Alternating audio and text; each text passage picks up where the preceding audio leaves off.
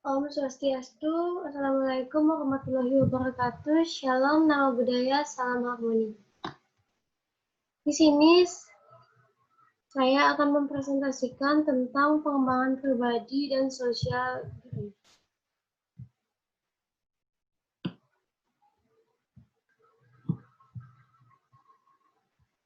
Tugas ini saya sajikan untuk memenuhi mata kuliah pengembangan pribadi konselor oleh dosen pengampu Profesor Dr. Ketut Darsana MPD Kons dan Bapak Wayan Eka Praramarta SPD MPD. Sebelumnya, perkenalkan, nama saya Niwadi Rita Angreni, NIM 1911011003, nomor absen 3, kelas BKA, semester 3, Prodi Bimbingan Konseling.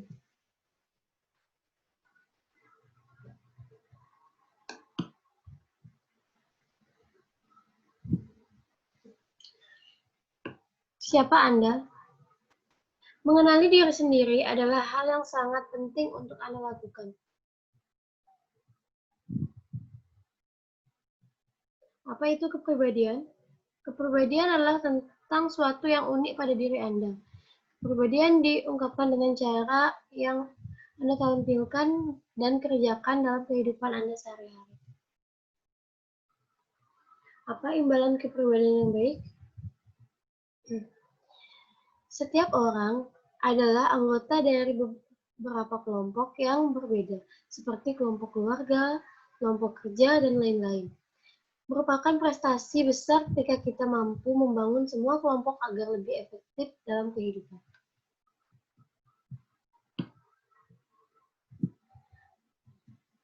Apa yang menjadi anggota kelompok yang baik? Bicara menggunakan pikiran bebas. Yang kedua, jangan memperdebatkan kepemilikan gagasan.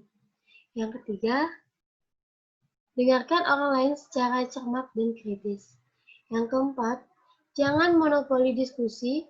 Yang kelima, jangan biarkan diskusi terputus. Yang keenam, kemukakan dengan sopan ketika tidak setuju. Yang ketujuh, banyak bertanya, tanyakan tentang masalah di sekitar. Yang kedelapan, bahas ide-ide selagi hangat. Nomor 9, jadilah orang yang selalu melakukan aksi. Nomor 10, upayakan mengembangkan budaya menegakkan. Sasaran topik pengembangan pribadi konselor adalah 1. Upaya belajar untuk menerima diri sendiri. Yang kedua, upaya belajar kerja kelompok. Yang ketiga, meningkatkan pemahaman mengenai siapa diri saya. Yang keempat, mempelajari lebih dalam tentang dimensi kepribadian dan diri sendiri. Yang kelima, meninjau kembali tentang perubahan-perubahan gaya hidup. Penampilan sikap Anda. Sikap merupakan kebiasaan. Ada 2 sikap, yaitu sikap positif dan sikap negatif. Sikap positif adalah hal yang luar biasa. Sikap spiritual mengangkat pribadi seseorang. Sikap negatif menimbulkan kesulitan dan kegagalan.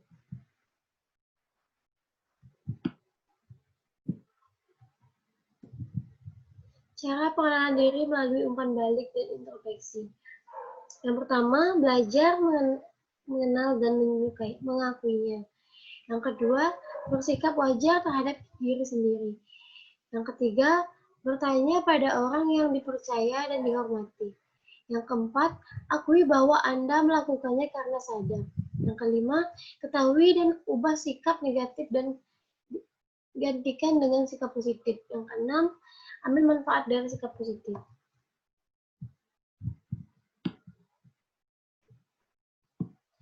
Tiga, aturan untuk upaya pengembangan kebiasaan baru. 1. Lontarkan sebanyak mungkin motif-motif buat Anda. Yang ketiga, raihlah peluang pertama dan setiap peluang lain untuk dipraktikkan. Jangan biarkan kekecualian terjadi sampai kebiasaan baru berakar dalam hidup Anda. Kepribadian suatu analisis. 1. Faktor fisik. Yang pertama, penampilan, tinggi badan, berat badan, bentuk badan, warna rambut, dan seterusnya. Faktor intelektual adalah kemampuan untuk memperoleh pengetahuan yang lebih banyak. Faktor temperamen, kemampuan untuk mempertahankan keseimbangan emosional untuk menghindari sikap histeris dan apatis. Yang keempat ada faktor karakter. Yang termasuk dalam faktor karakter adalah filsafat pribadi tentang kehidupan, dan yang kedua kode etik pribadi. Yang kelima yaitu faktor sosial. Ini diri Anda yang dilihat orang lain. Proses komunikasi antar pribadi. Komunikasi antar pribadi lebih umum dirumuskan sebagai pesan yang dikirim oleh seorang pada si penerima atau banyak yang menerima, dengan maksud baik yang berdampak pada perilaku si penerima. Yang pertama, ada 5 komponen komunikasi antar pribadi. Yang pertama ada konsep diri, yaitu cara mereka melihat diri dan situasinya. Yang kedua, mendengarkan. Mendengarkan secara efektif terjadi jika si pendengar melihat dan memahami arti dari si pengirim. Yang ketiga, mengungkapkan dengan jelas. Ketika paham, ungkapkan paham. Ketika tidak, ungkapkan tidak. Mengatasi rasa, yang keempat ada mengatasi rasa marah. Ekspresi emosi penting dalam menjalani hubungan dengan orang lain. Perlu pelampiasan untuk marah secara konstruktif daripada destruktif. Yang kelima ada ungkapan diri. Kemampuan seseorang untuk mengungkapkan diri adalah tanda shiftan kepribadian yang sehat. Nilai-nilai kebutuhan yang penting dalam diri Anda yaitu yang pertama ada keadilan, yang kedua pengakuan, ada juga kesenangan, kebijakan, kejujuran, prestasi, otonomi, kekuasaan, cinta, estetis, keberadaan fisik, kesehatan, keterampilan, kemantapan emosional, pengetahuan, moralitas, keyakinan religius, dan kesetiaan. Filosofi profesor yaitu ada Adam River, Word, Fact, Stability, Your Goal, Spiritual, Original, Relationship, Social Gears. Dasar-dasar etika.